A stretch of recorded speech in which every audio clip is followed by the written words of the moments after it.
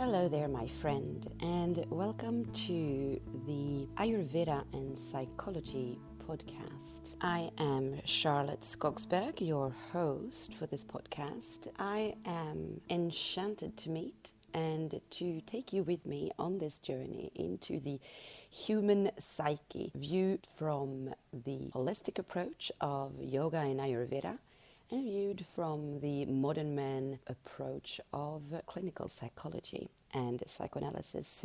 So have something nice to drink next to you, maybe a cup of tea, have a seat, or go out for a nice walk in nature maybe. Enjoy.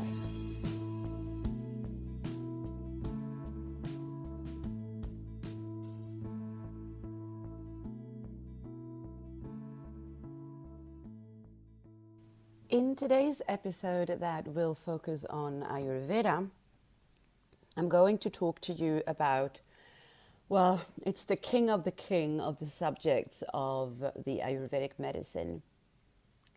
It is the base for our health and for balance in general. And it's also the source of discomfort, the most common probably. I am going to talk to you about digestion. I'm going to talk to you about the metabolic rate. So, Ayurveda means science of life, and a well-balanced organism is one that is in homeostasis. So what does homeostasis mean? It means balance, it means health, well-being. And we have hundreds of set points in our body. These set points are the base for homeostasis. So when these set points are all where they should be, that is when we are in a good state. And this is what we call a balanced state, or then homeostasis. And so these set points are things like your breath and how many breaths per minute, how many heartbeats per minute, the blood pressure, your body temperature, of course. So there's all these set points. And when it comes to women, we have many set points that are monthly, right? So very much linked to our reproductive organ. You can even see that when it comes to your hair and your nails, your skin, that there are set points as well. So you will see when you look at your hair and your skin and your nails and such, if you are on the set point or if it's off the set point, depending on the quality of your hair and nails and skin. Your capacity to come back to this balanced state is then how strong your homeostasis basically is. So it's a little bit like if you have a thermostat in a room that is set on 22 degrees Celsius, for instance, let's say, and the window is open and it's cold outside, so that there's cold air coming in, which will bring the overall temperature below what the thermostat is put on. Then it will reactivate for the heat so that the temperature goes back up to the point that it's been set to of 22 degrees Celsius. And that is basically what your homeostasis is. This is the reason, for instance, that we sweat when we become very warm. When you are hungry, there are a certain number of set points that are directly linked to the set point of hunger in your stomach that sends messages to your brain. Something like your saliva, for instance, is directly linked to the set point of hunger situated in your stomach. So this is why you will salivate when you are starting to feel hunger. Now, these set points are completely individual to each and one person. And the way then it functions, so let's say the way that these set points are made for you depends, you see, on how the elements coexist inside your organism. And then also, of course, how the external environment affects the set points as well. When we speak Ayurveda, this basically then comes down to what your constitution, what your unique constitution of the elements transformed into the three energies of Kapha, Pitta and Vata is set in your body, like the rate that it has actually between the three.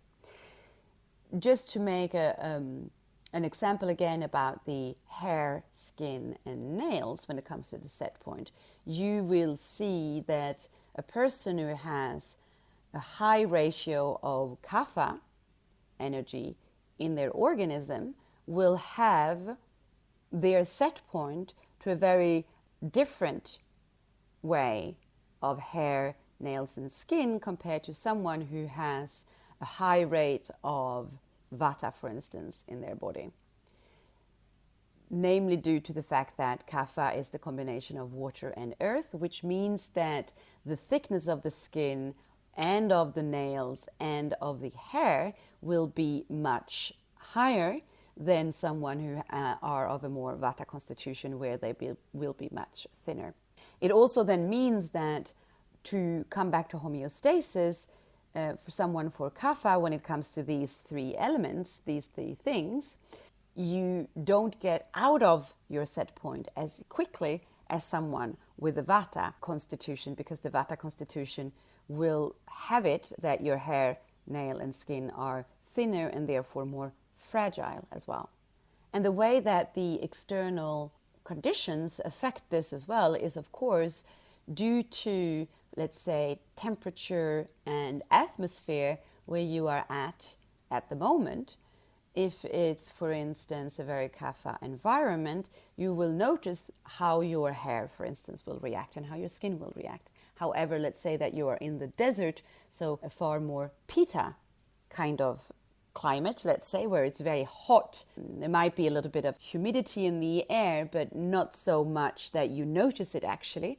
But there will be a lot of heat, and so you will notice that it will have an effect of drying out your skin and nails and hair due to the element of fire present that is dominant. So this is also how we can see then that the external environment will of course affect the set point that you have of your specific constitution, the uniqueness of the ratio of the elements inside of your organism. It all really is quite logical. When I'm explaining it this way, it might sound new to you, or it might even sound like you have to concentrate to kind of see what I mean.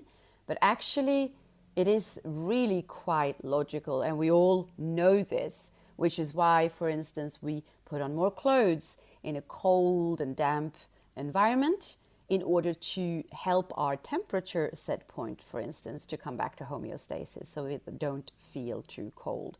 Or on the contrary, if it's very, very hot and maybe steamy so that we have that kind of moist skin all the time, then we would tend to wear as little as possible and very light and dry fabrics so that it breathes more easily, and we can also once again then balance out that set point of the temperature.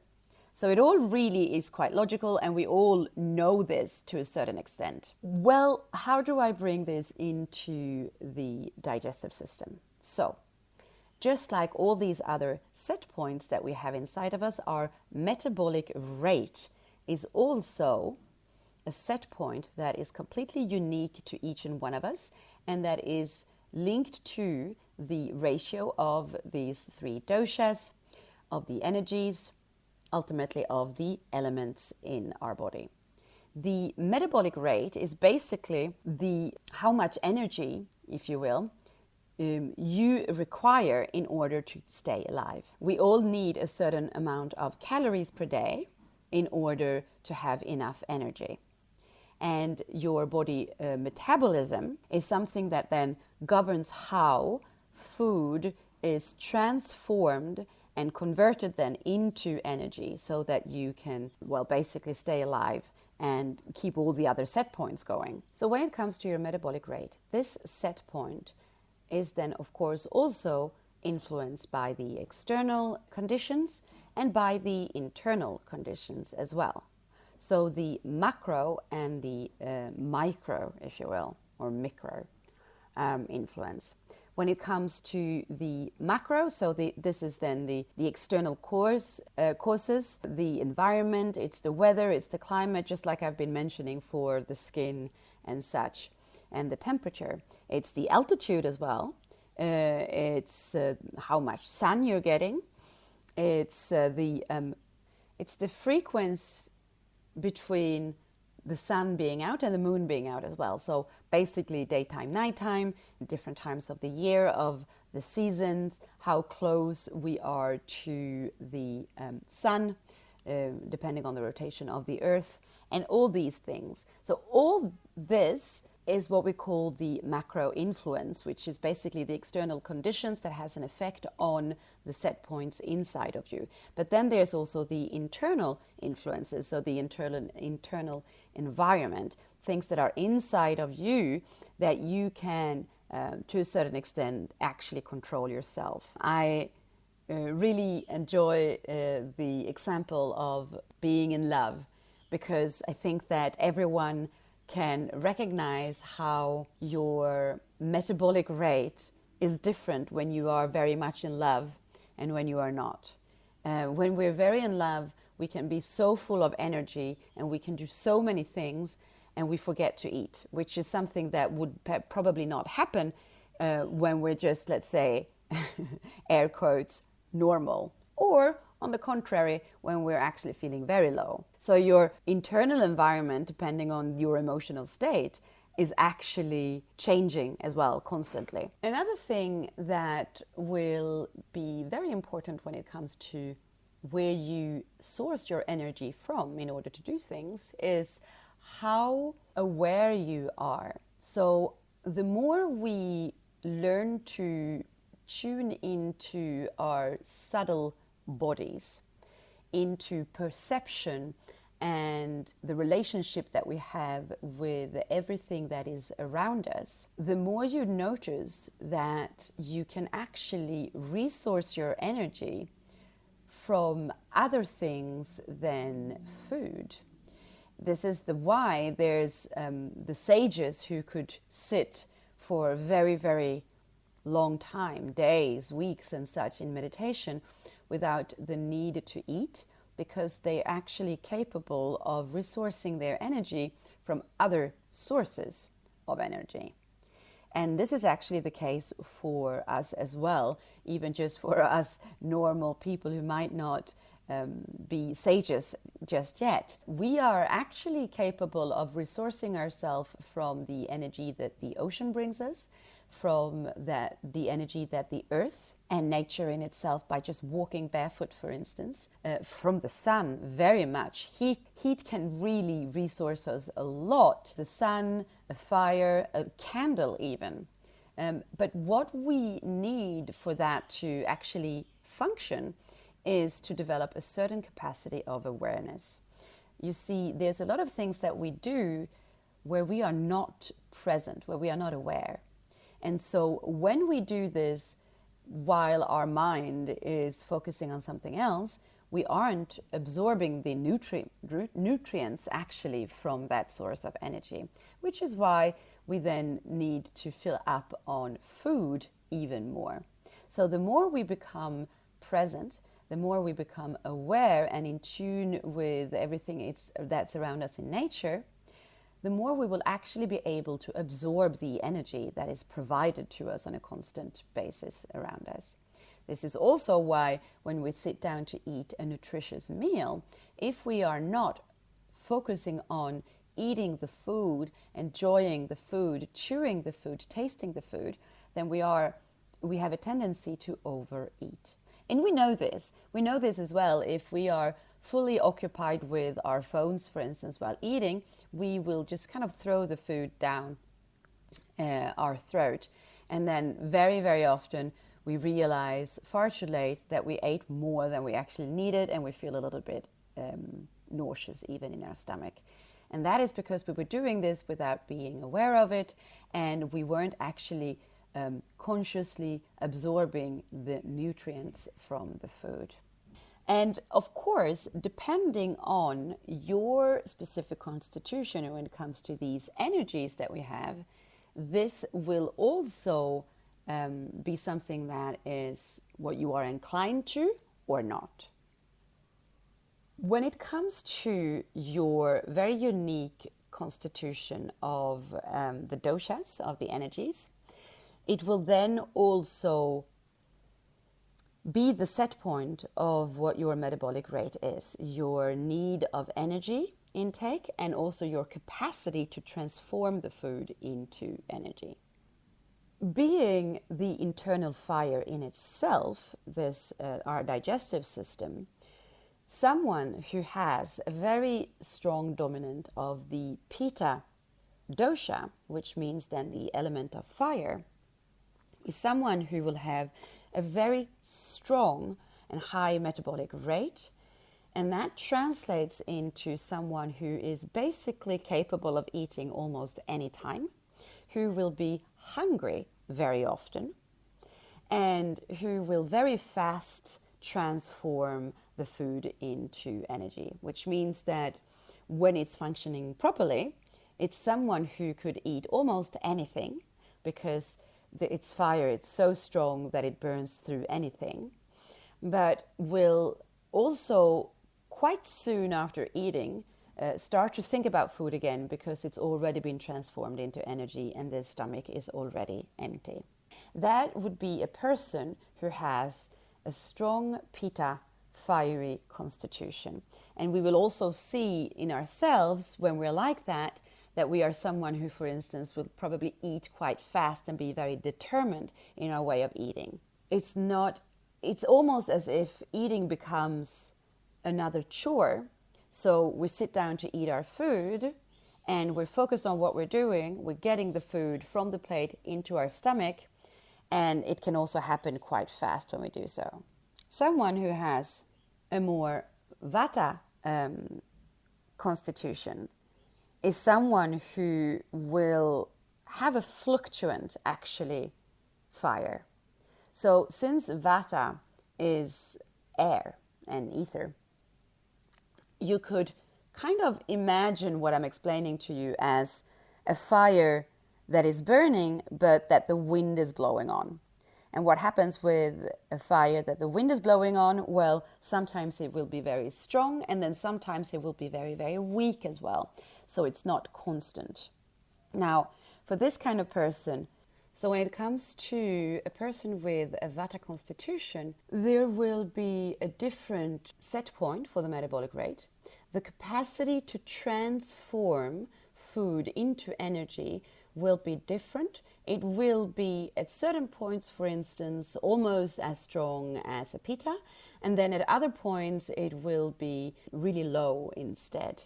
And so if the focus for the Pitta is to get enough food into the belly so that this internal fire will, let's say, be happy with it, then for the Vata person, it is more a question of trying to accommodate the blowing of the wind, let's say, on the fire so that it doesn't go too much into either direction, okay? Which means that what a Vata kind of person wants to focus on instead is to have a constant flow, a constant, let's say, cultivating of the internal fire. And what that looks like, we will go into in another episode where I'll go into more detail for each and one of the constitutions, how we should eat in order to keep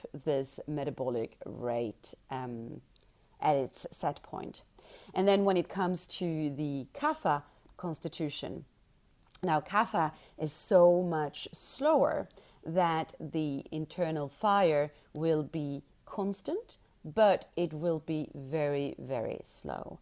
And what this means is that we don't eat as much, because if we would eat as much, for instance, as a Pitta person, when we're a Kapha person, it will be sitting on the stomach, and it will create discomfort in the stomach because it takes too long. It's as if you will, you have a fire that isn't so strong, and then you just keep on fueling with wood, for instance, this fire. And what happens is that you will actually suffocate the fire instead, because you're putting too much on it. The fire doesn't have time to actually use and consume what you're giving it. And so for the Kapha kind of person, the metabolic rate is much lower, or differently set, let's say, and which means that if, let's say, the Pitta person needs to eat 3 big meals a day, and that the Vata person will need to eat smaller meals in order to keep the constant going, but spread out maybe 5 times during the day. So there's this constant flow coming of just a little bit to keep it setting. Well, the Kapha person might just actually need to eat 2 times a day, and not even that much each time. And you see, the Kapha person isn't as interested in the food anyway, because it doesn't really need so much. So let's say that the Pitta person is constantly seeking where to find more food. The Kapha person, well, let's just take the example of breakfast. For a Pitta person, it probably wouldn't even come to their mind to skip breakfast. So they would get up early because they're probably feeling that the fire is burning and that there's a need. They wouldn't even want to stay in bed probably too long because they're starting to feel hungry. Whereas a Kapha person will not be bothered by that and would much rather just stay and lay around in bed, and it doesn't really matter if they don't have breakfast. So you see how, depending on which of the energies is the dominant in you, it will have an effect on the metabolic rate, so your set point for hunger, and it will play out in how you live your life as well.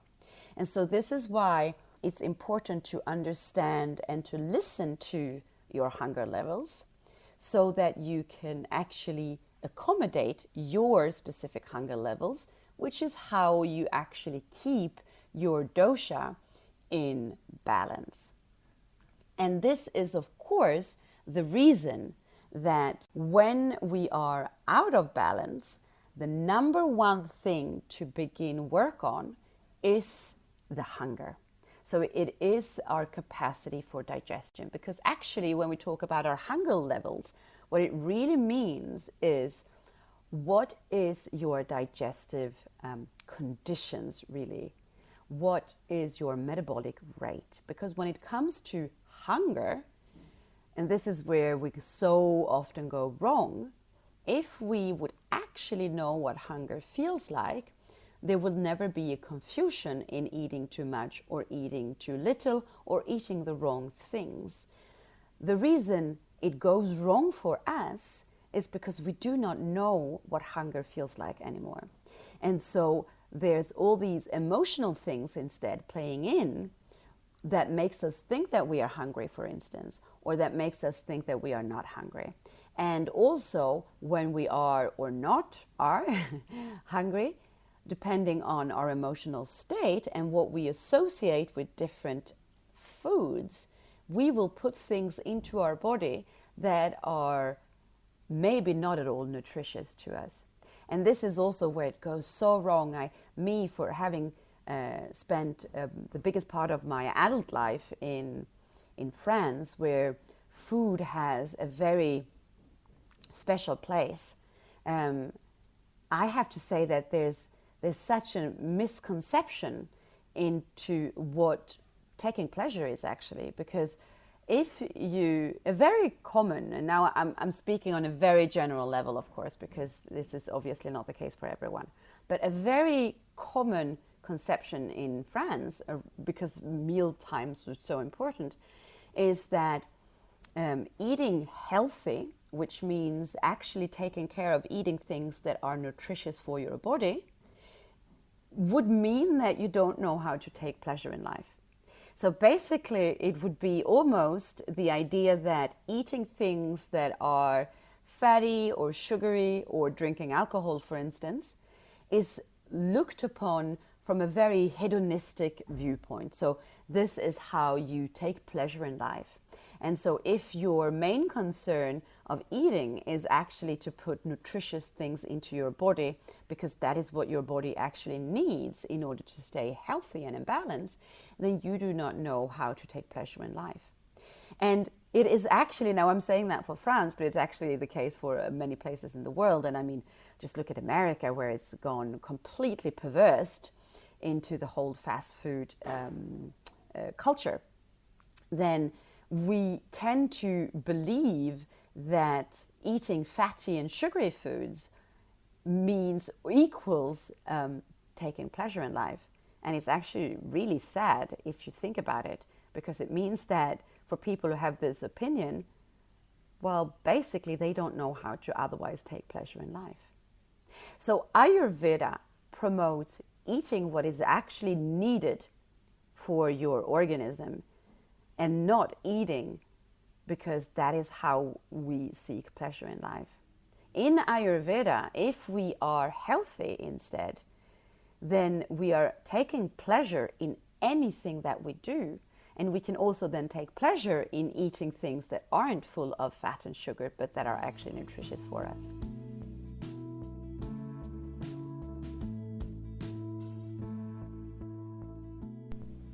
Thank you so much for choosing to listen to this podcast and this episode. I am very grateful. If you enjoyed this and you think that other people could enjoy this, please help me to spread the word. Share this episode on any channel that you have of social media or messaging. And even more so, I would really appreciate if you know one other person who might benefit from my words today specifically. Take that 1 minute it takes to simply share this episode with one person. Remember that there's a human being on the other side of your phone, of your earpods, of this microphone. And I would love to hear your thoughts on what I've been talking about. So please leave a comment. Send me a message directly if you wish. This is Charlotte. This is me. See you next time. Namaste.